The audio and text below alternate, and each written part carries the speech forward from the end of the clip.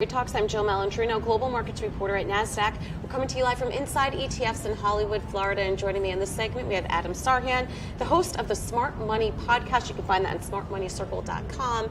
And one big thing about Inside ETFs is the exposure that ETFs now have with registered investment advisors. And Adam, I think that's really exciting because the evolution of the RIA, the financial advisor, just over the past 5 to 10 years has been pretty fun to watch. Absolutely phenomenal.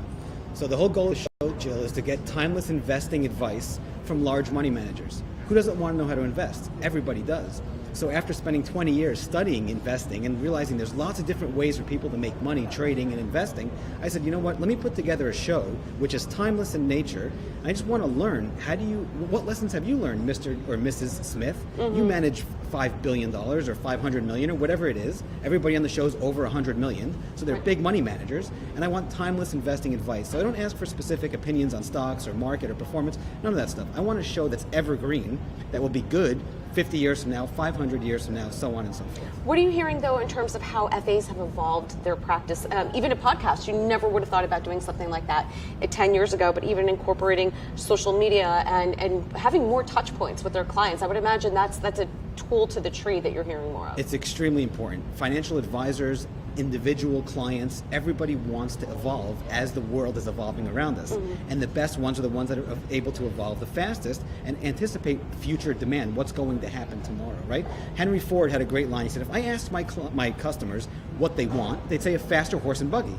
So he invented the car and that whole type of thing. So Steve Jobs had the same concept. So the financial advisors are able to thrive in this environment, understand the importance of, in a compliant, friendly fashion, to make sure everything's 100% compliant friendly, to go out there, out of their normal box, so to speak, and interact with their clients where the clients reside online. So that could be in podcasts, that could be with videos, that could be with some other types of in social media. And we're also seeing the growth of ETFs with registered investment advisors, and even more to that point, model portfolios. That's a consistent theme that we've been discussing all day here at Inside ETFs, is how they're really using packaged products for their strategies now. So what's happening is the explosive growth in ETFs over the last 10, 20 years has just been astronomical.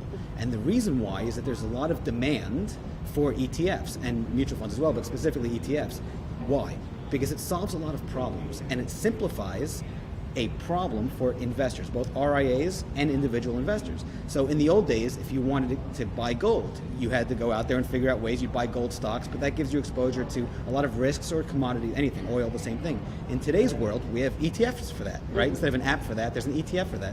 And that's why those ETFs have just exploded and continue to explode, and assets under management for ETFs are going through the roof from both institutional investors and individual investors for that reason. It's clean, it's easy, it's simple, it's accessible, you can trade it anywhere, it's liquid, and so on and so forth. That's why we've been hearing the growth with fixed income ETFs, because fixed income portfolio is not as easy to manage as, let's say, a stock portfolio. A lot of those have different durations. They trade by appointment, but when you have it in this ETF wrapper, or if you have it within a model portfolio, that makes the job of an FA much easier, particularly in an environment of 2019, for example, low volatility, interest rates are low. You need to be able to find some other ways to incorporate fixed income. Yeah, so actually I just had a $5.5 billion manager on the show just a few weeks ago talking about that exact point, fixed income. And the reason why, Jill, in 2019, extremely low volatility, the S&P went straight up. 2017, the exact same thing, right? It was a low environment, market went straight up. 2013, so on and so forth. In this environment where the Fed's printing money and other central banks as well, super low interest rates, the hunt for yield is extremely important because investors want income as well as appreciation. So when you have an ETF that can give you access to that yield without suffering from a lot of the other difficulties, buying bonds or some other difficulties in the fixed income world, it makes investing ETFs, especially fixed income ones, very, very attractive because you get the yield without sacrificing liquidity. All right, Adam, great. As always, thanks for joining us at Inside ETFs. And thanks for joining me on Trade Talks. I'm Jill Malandrino, Global Markets Reporter at Nasdaq.